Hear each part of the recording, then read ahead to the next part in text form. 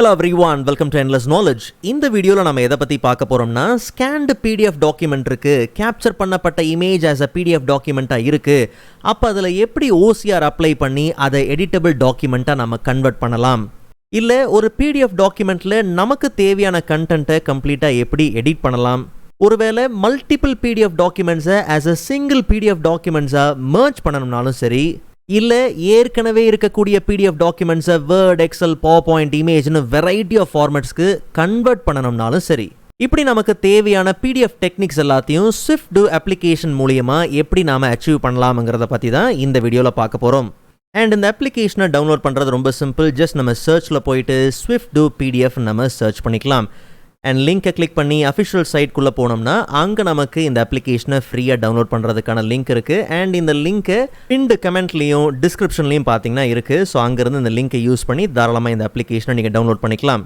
Once download பண்ண கையோட setup ஃபைலை நம்ம ஓப்பன் பண்ணி ரன் பண்ணிக்கலாம். சர்வீஸ் அக்ரிமெண்ட்டை செக் பண்ணிவிட்டு ஜஸ்ட் நம்ம இன்ஸ்டால் நம்ம கொடுத்தாலே போதும். ஸோ இந்த வீடியோவில் உள்ள கண்டென்ட் எல்லாமே உங்களுக்கு புரியுதுன்னா மறக்காமல் லைக் பண்ணுங்கள். அண்ட் அதை விட ரொம்ப முக்கியம், இதை பற்றி தெரியாதவங்களுக்கு மறக்காமல் ஷேர் பண்ணிவிடுங்க. அண்ட் நீங்கள் இன்னுமே சேனலை சப்ஸ்கிரைப் பண்ணாமலே பார்த்துட்டு இருக்கீங்கன்னா மறக்காமல் சப்ஸ்கிரைப் பண்ணுங்கள். அண்ட் சப்ஸ்கிரைப் பண்ண கையோட பக்கத்தில் இருக்கக்கூடிய பெல் ஐக்கனை கிளிக் பண்ணி ஆல் நோட்டிஃபிகேஷன்ஸை மறக்காமல் எனேபிள் பண்ணிக்கோங்க.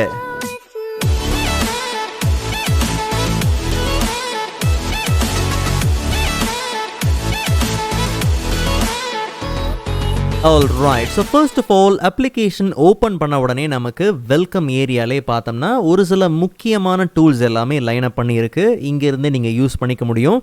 அண்ட் கீழே பார்த்தோம்னா நமக்கு இந்த அப்ளிகேஷன் அண்ட் இதில் இருக்கக்கூடிய ஆப்ஷன்ஸை யூஸ் பண்ணுறதுக்கு தேவையான கம்ப்ளீட் யூசர் கைட் பார்த்தீங்கன்னா இங்கே இருக்குது. ஸோ வெரைட்டி ஆஃப் டாபிக்ஸ் எல்லாமே இருக்குது. எந்த ஆப்ஷன் நீங்கள் ஃபோக்கஸ் பண்ணுறீங்க, என்ன ப்ராசஸ் பண்ண விரும்புகிறீங்க, அதுக்கு தேவையான ஈச் அண்ட் எவ்ரி ஸ்டெப்ஸ் பார்த்தீங்கன்னா இந்த யூசர் கைட்லேயே பார்த்தீங்கன்னா தெளிவாக இருக்குது. ஸோ அப்போ நமக்கு தேவையான ஒரு சில டாஸ்க்கை செய்கிறதுக்கு இந்த யூசர் கைட் ரொம்பவே பார்த்தீங்கன்னா ஹெல்ப்ஃபுல்லாக இருக்கும். ஸோ இந்த வெல்கம் ஏரியாவில் நமக்கு ஒரு 2 விஷயம் இருக்குது. அதை குயிக்காக பார்த்துட்டு நமக்கு தேவையான வேலைகளை நம்ம செய்யலாம். நல்லா கவனிங்க. செட்டிங்ஸ்குள்ளே போனோம்னா நிறைய முக்கியமான செட்டிங்ஸ் இருக்குது. கண்டிப்பாக நீங்கள் மாடிஃபை பண்ணி பாருங்கள். பட் முக்கியமானது பார்த்தோம்னா பேக்கப் ஆப்ஷன். ஸோ இங்கே நமக்கு ஆட்டோமேட்டிக் பேக்கப் ஆப்ஷன்ஸ் இருக்குது. ஸோ எனேபிள் பண்ணிக்கோங்க. அண்ட் அதே மாதிரி எவ்வளோ நிமிஷத்துக்கு ஒரு வாட்டி உங்களுக்கு இந்த பேக்கப் தேவை, and maximum number of files. So 20 copies பார்த்தீங்கன்னா மெயின்டைன் பண்ண முடியும் மேக்ஸிமம். இல்லை உங்களுக்கு ஒரு வேளை 10 காப்பீஸ் இருந்தாலே போதும், அந்த பேக்கப் அவ்வளோ இருந்தாலே உங்களுக்கு போதும்னா அதுக்கு ஏற்ற மாதிரி நீங்கள் இங்கே என்ன பண்ணலாம், மாடிஃபை பண்ணிக்கலாம். எவ்வளோ நாள் அது எக்ஸிஸ்ட் ஆகணும், அந்த டேஸ், இது எல்லாத்தையும் நீங்கள் மாடிஃபை பண்ணிக்க முடியும். அண்ட் கூடவே பேக்கப்போட லொக்கேஷன் என்ன அப்படிங்கிறதையும் நீங்கள் இங்கே மாடிஃபை பண்ணிக்கலாம். அண்ட் ரெண்டாவது ரைட் ஹேண்ட் சைடில் பார்த்தோம்னா நமக்கு இன்காக்னிட்டோ மோட் இருக்குது. நல்லா கவனிங்க. ஒரு வேளை நீங்கள் ஒர்க் பண்ணுற ஃபைல்ஸோட ஹிஸ்ட்ரி, கன்வர்ஷன் ஹிஸ்ட்ரி இதெல்லாம் ஸ்டோர் ஆகக்கூடாதுன்னா அப்போ நீங்கள் இந்த இன்காக்னிட்டோ மோட் இந்த ஃபீச்சரை நீங்கள் தாராளமாக என்ன பண்ணலாம், யூஸ் பண்ணிக்கலாம். ஓகே, ஸோ ஃபர்ஸ்ட் இந்த அப்ளிகேஷனில் இருக்கக்கூடிய OCR சப்போர்ட்டை பற்றி பார்த்துடலாம். Optical character recognition. ஸோ நமக்கு டெஸ்க்டாப்பில் பார்த்தோம்னா ஸ்கேன்டு இமேஜ் இருக்கக்கூடிய ஒரு PDF டாக்குமெண்ட் இருக்குது. ஜஸ்ட் அந்த PDF டாக்குமெண்ட்டை இந்த அப்ளிகேஷனில் ஓப்பன் பண்ணிக்கலாம். நல்லா கவனிங்க. கேப்சர் பண்ண இமேஜை ஆஸ் அ PDF டாக்குமெண்ட்டாக பார்த்தீங்கன்னா வந்திருக்கு. ஓகே, இதில் இருக்கக்கூடிய கண்டென்ட்டை எடிட் பண்ணணும், இல்லை இது ஒரு எடிட்டபிள் டாக்குமெண்ட்டாக நமக்கு தேவை அப்படின்னும் போது அதை கன்வெர்ட் பண்ணுறதுக்கு, இந்த ப்ராசஸிங்கை செய்கிறதுக்கு OCR சப்போர்ட் கண்டிப்பாக தேவை. அண்ட் இந்த மாதிரியான ஸ்கேன்டு PDF ஃபைல்ஸை நம்ம ஓப்பன் பண்ணும் போதே பார்த்தீங்கன்னா கண்டிப்பாக இதுக்கு OCR அப்ளை பண்ணி ஆகணும் இதை எடிட் பண்ணுறதுக்கு அப்படிங்கிற அந்த சஜஷன் பார்த்தீங்கன்னா நமக்கு டாப்லேயே வந்துடும். இங்கே நீங்கள் OCR அப்ளை பண்ணாலும் சரி, இல்லை நமக்கு ஹோம் டேப்லேயே பார்த்தோம்னா OCR ஆப்ஷன் இங்கே இருக்கும். ஈவன் எடிட் டேபில் போய் பார்த்தோம்னா அங்கேயும் நமக்கு OCR சப்போர்ட் இருக்கும். ஒன்ஸ் நம்ம OCR அப்ளை பண்ணும் போது பார்த்தீங்கன்னா ரெக்கக்னைஸ் டாக்குமெண்ட் டயலாக் பாக்ஸில் இதுக்கு தேவையான பிரத்யேகமான ஆப்ஷன்ஸ் எல்லாமே பார்த்தீங்கன்னா இருக்கும். ஸோ கொஞ்சம் இதை நம்ம கஸ்டமைஸ் பண்ணி நம்ம OCR அப்ளை பண்ணிக்கலாம். ஸோ முதல்ல டாக்குமெண்ட்டோட லாங்குவேஜ். ஸோ நாம் ஃபோக்கஸ் பண்ணுற லாங்குவேஜ் இங்கிலீஷ் தான். ஒருவேளை இல்லை வேறு லாங்குவேஜ் இருக்கக்கூடிய டாக்குமெண்ட்டை நீங்கள் ஃபோக்கஸ் பண்ணுறீங்கன்னா அதுக்கு ஏற்ற மாதிரி லாங்குவேஜை நீங்கள் என்ன பண்ணலாம், சேஞ்ச் பண்ணிக்கலாம். ரெண்டாவது அவுட்புட். எப்படிப்பட்ட அவுட்புட் உங்களுக்கு தேவை. நான் எடிட்டபிளாக வேணும்னா நான் எடிட்டபிளாக நீங்கள் என்ன பண்ணலாம், எடுத்துக்கலாம். சர்ச்சபிள் டெக்ஸ்ட் அண்ட் இமேஜஸாக இருக்கும். இல்லை எனக்கு ஒரிஜினல் ஃபார்மேட்டிங்கோட அந்த டெக்ஸ்ட்டோடு வரணும், அந்த டெக்ஸ்ட் வித் ஒரிஜினல் ஃபார்மேட்டிங்கோட தேவைன்னும் போது அப்படியும் நீங்கள் என்ன பண்ணலாம், எடுத்துக்கலாம். ஸோ உங்களுக்கு என்ன அவுட்புட் வேணுங்கிற ஆப்ஷன்ஸும் இங்கே இருக்குது. அண்ட் அதே மாதிரி பேஜ் ரேஞ்சஸ். ஸோ நம்ம செலக்ட் பண்ணியிருக்கிற இந்த டாக்குமெண்ட்டில், ஓப்பன் பண்ணியிருக்கிற டாக்குமெண்ட்டில் 3 பேஜ் தான் இருக்குது. ஒருவேளை குறிப்பிட்ட பேஜை மட்டும்தான் நீங்கள் ஃபோக்கஸ் பண்ணுறீங்க, கரண்ட் பேஜ் தானா, கரண்ட் பேஜ் இல்லை பேஜ் ரேஞ்ச் நீங்கள் குறிக்க ஃபர்ஸ்ட் பேஜ் செகண்ட் பேஜ் அந்த மாதிரி தேவை, இல்லை first page and third page மட்டும்தான் தேவைன்னா அப்படியும் தாராளமாக நீங்கள் மென்ஷன் பண்ணிக்க முடியும். பட் நமக்கு எல்லா பேஜஸும் பார்த்தீங்கன்னா தேவை. மற்றபடி OCR அப்ளை பண்ண போகிற அந்த டாக்குமெண்ட்டில் சீல் மார்க் இருக்குது, ஸ்டாம்ப் இருக்குது, சிக்னேச்சர் இருக்குது. அந்த இடத்துலலாம் எனக்கு OCR அப்ளை பண்ண வேண்டாம், OCR பெர்ஃபார்ம் பண்ண வேண்டாம் அப்படின்னும் போது இங்கே ஆப்ஷனல் நமக்கு இருக்குது இல்லையா, இந்த இடத்துல நாம் எது என்ன பண்ணலாம், எந்த இடத்துல ரெக்கக்னைஸ் பண்ண வேண்டாம், எங்கே நமக்கு OCR பெர்ஃபார்ம் பண்ண வேண்டாம் அப்படிங்கிறத இங்கே நம்ம மார்க் பண்ணிக்கலாம். உதாரணத்துக்கு இந்த டாக்குமெண்ட்டோட சென்டர் இல்லை பாட்டம் ரைட் சைடு ஏரியாவில் பார்த்தோம்னா நமக்கு அந்த சிக்னேச்சர் இருக்குன்னு வச்சுப்போம். ஓகே, இந்த இடத்துல நமக்கு ரெக்கக்னைஸ் பண்ண வேண்டாம். ஸோ நல்லா கவனிங்க, the selected areas won't be recognized. Okay, recognise பண்ண வேண்டாங்கிற அந்த ஏரியாவில் நீங்கள் என்ன பண்ணலாம், அந்த செலக்டட் ஏரியாவை நீங்கள் என்ன பண்ணலாம், க்ரியேட் பண்ணிக்கலாம். இல்லை இந்த ஏரியாவை நீங்கள் மூவ் பண்ணணுமா, கிளிக் பண்ணி தாராளமாக மூவ் பண்ணுங்கள்.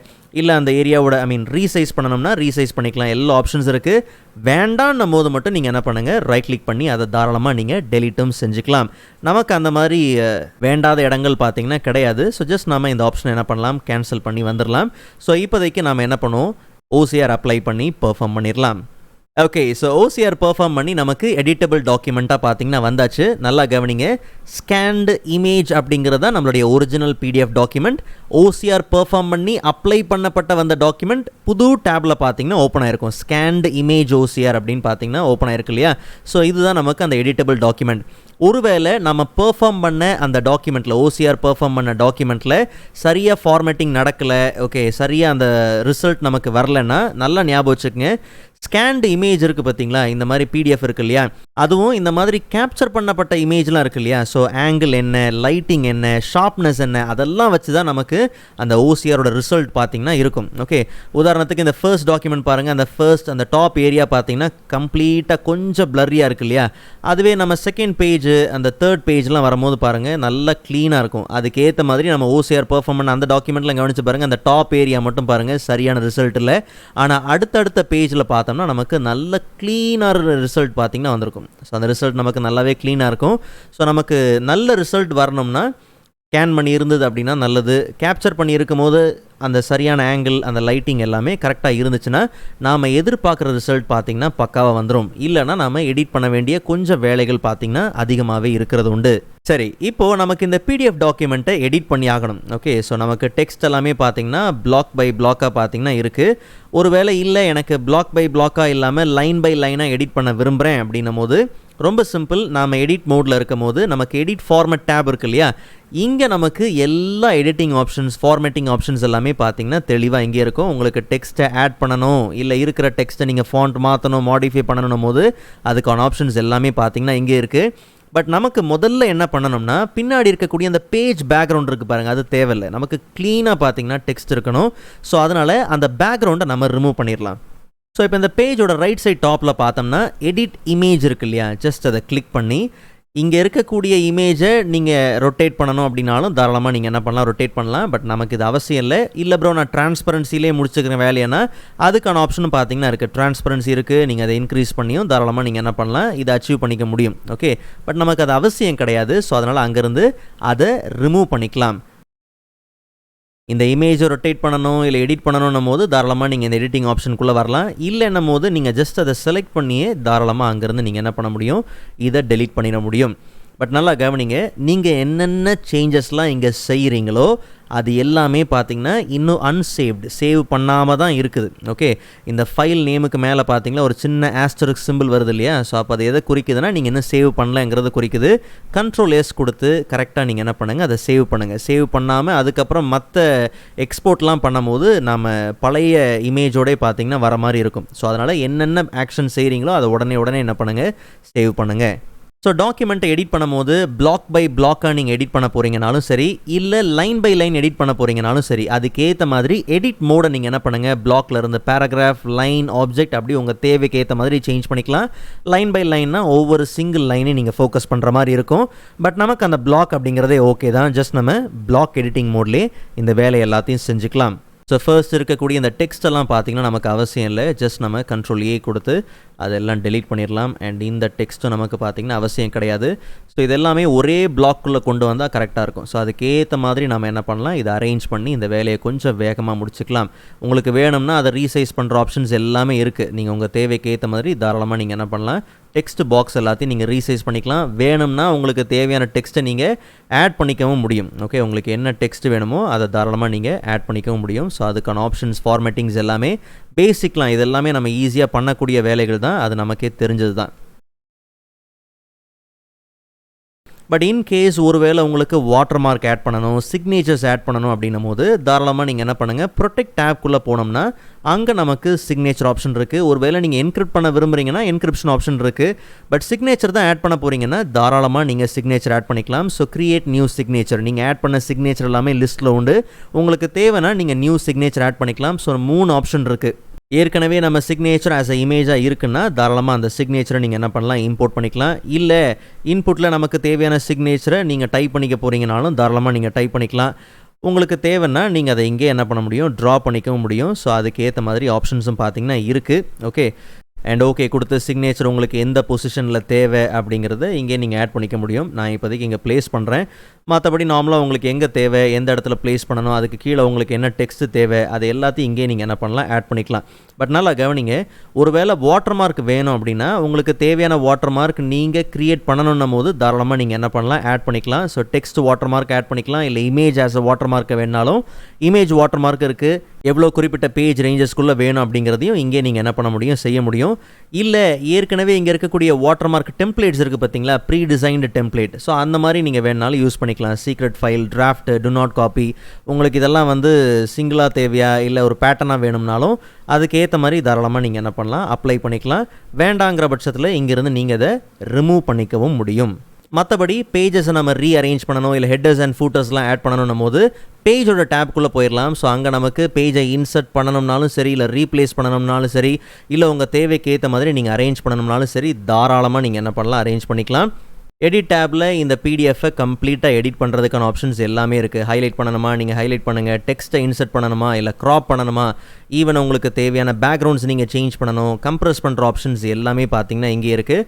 ஆனடேட்னு வரும்போது அதுக்கான ஆப்ஷன்ஸ் எல்லாமே இருக்குது. உங்களுக்கு தேவையான ஷேப்ஸ் எது வேணுமோ நீங்கள் ஆனடேட் பண்ணுங்கள், அதுக்கான ஆப்ஷன்ஸ் எல்லாமே பார்த்தீங்கன்னா தெளிவாக இருக்குது. அந்த லைனோட வெயிட் உங்களுக்கு என்ன, லைன் ஸ்டைல் என்ன, ஸோ இதெல்லாமே பேசிக்காக நம்ம யூஸ் பண்ணக்கூடிய ஆப்ஷன்ஸ் தான். உங்களுக்கு தேவைன்னும் போது இங்கேருந்து அதுக்கான ஆப்ஷன்ஸை தாராளமாக நீங்கள் யூஸ் பண்ணிக்க முடியும்.